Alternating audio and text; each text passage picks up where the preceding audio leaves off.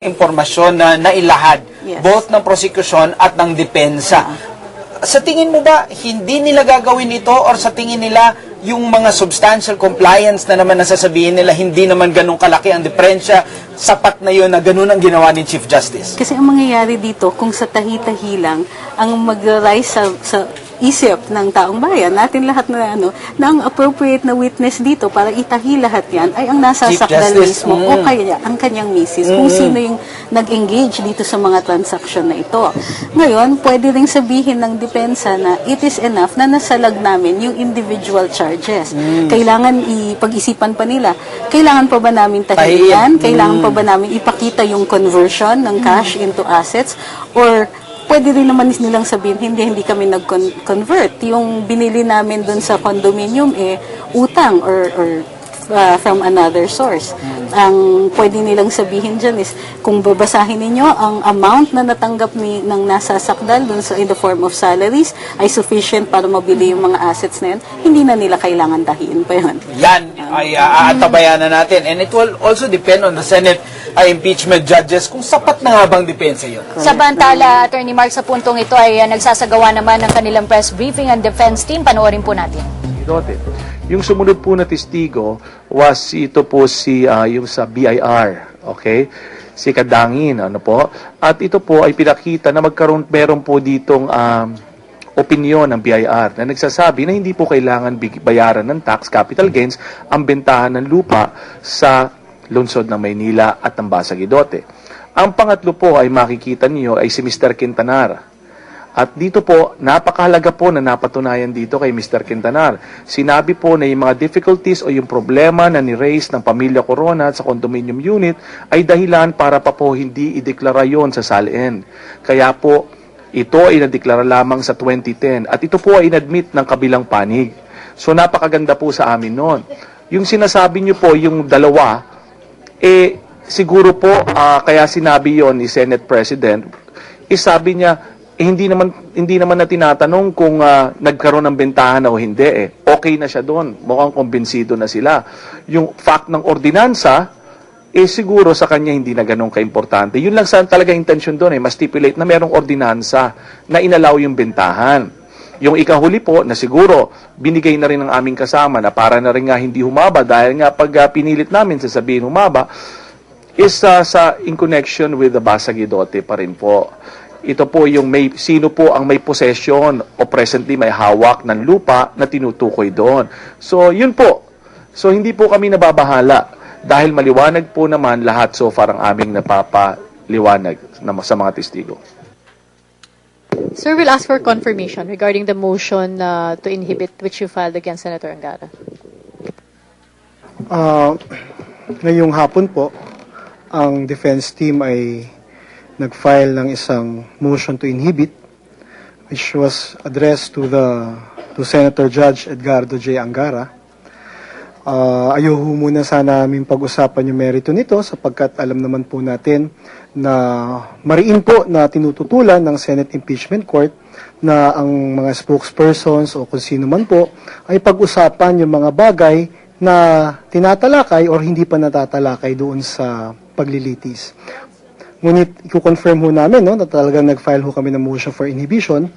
Well, it's a motion for inhibition, so yung grounds ho namin will really rest solely to the sound discretion of the Senator Judge.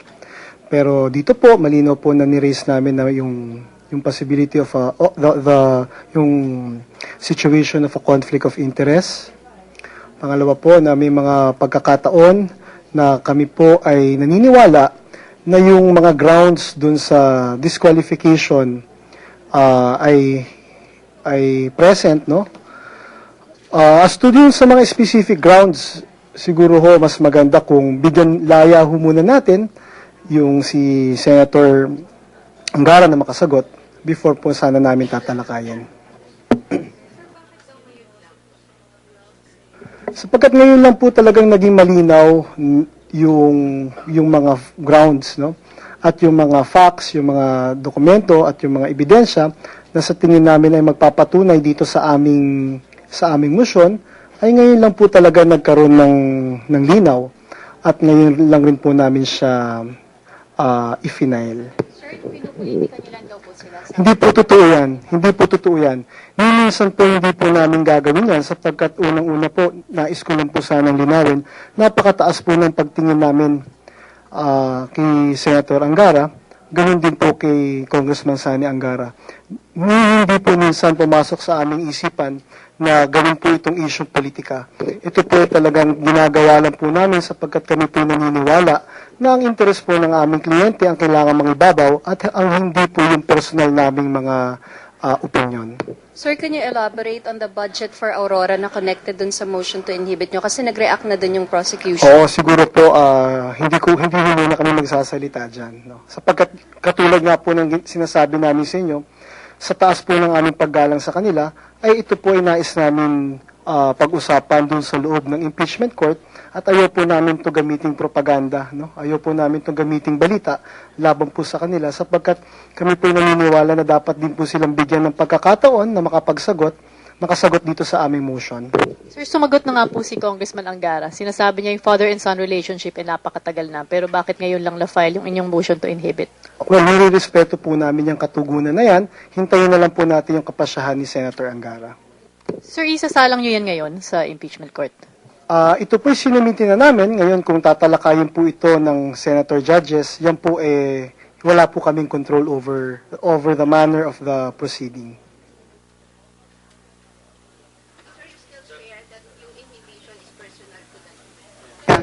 Oo, yun nga isa namin dadagdag sana na yung motion to inhibit ay naka-address doon mismo sa Senator Judge. So, meron din discretion dito si Senator Judge Angara kung mag-inhibit siya or hindi. On reports that it's being considered as senatorial bet under Liberal Party, how will this affect the position of the senator? Oo.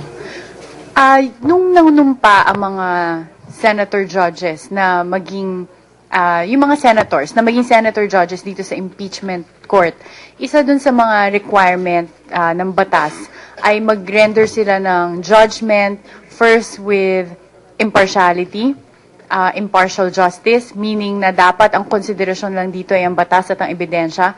Pangalawa, that they are required to exercise political neutrality at all times, which means na dapat yung mga political party affiliations nila ay hindi maging konsiderasyon sa pagdesisyon nila sa anumang bagay dito sa impeachment.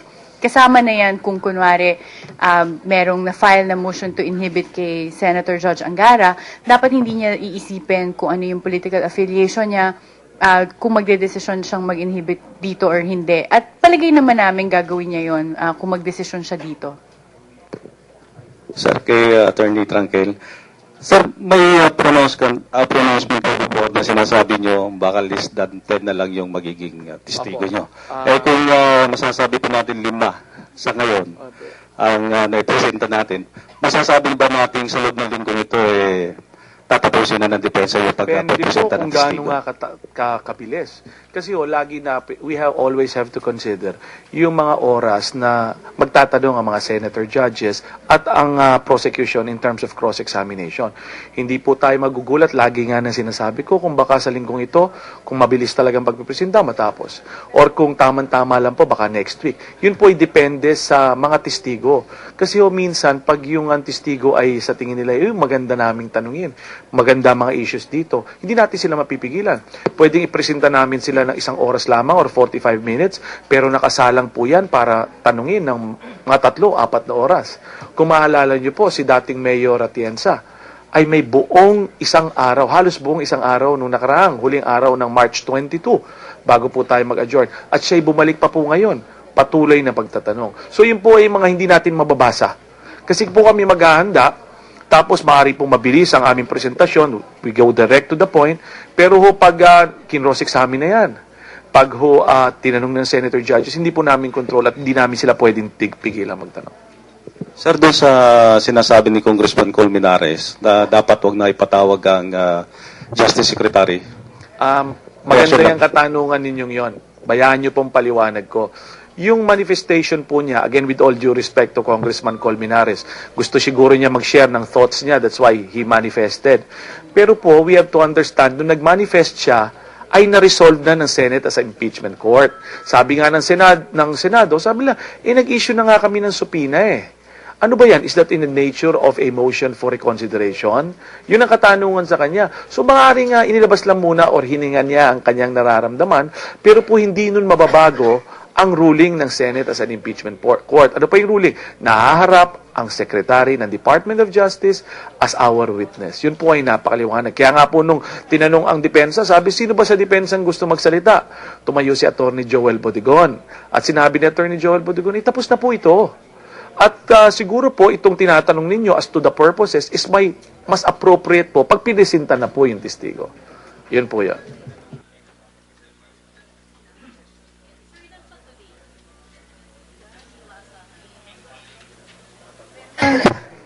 Nakapagpresenta na kami ng 5 testigo. Sa loob ng holding room, meron pa siguro kami mga 4 na testigong nag-aantay.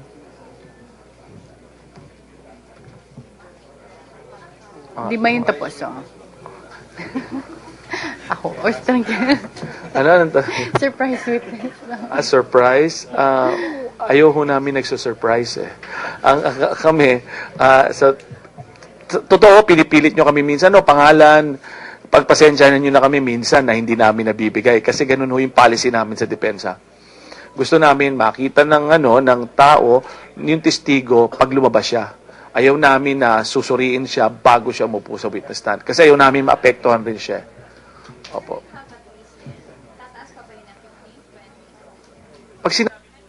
Pag sinabi po natin at least, ay hindi po bababa sa 10. Okay. So, pwede po, sabi mo, pwede po ba 13? Pwede po. Pwede po ba 14? Pwede po. Pwede po ba 17? Pwede po. Kasi po, at least 10 po. Ay, hindi naman ho siguro. Hindi naman po siguro. Yan po ang press conference ng defense panel at pinapaliwanag pa rin po nila ang kanilang interpretasyon at kanilang posisyon sa mga nangyari sa araw na ito. Samantala, Marka, inanunsyo ng depensa sa kanilang press briefing ang pag-file nila ng motion to inhibit laban kay Senator Judge Edgardo Angara, ngunit ayaw ngang i-explain ni Attorney Rico Quicho ang dahilan ukol nitong kanilang motion na ito. Pero dati pa ay nagsalita na ang depensa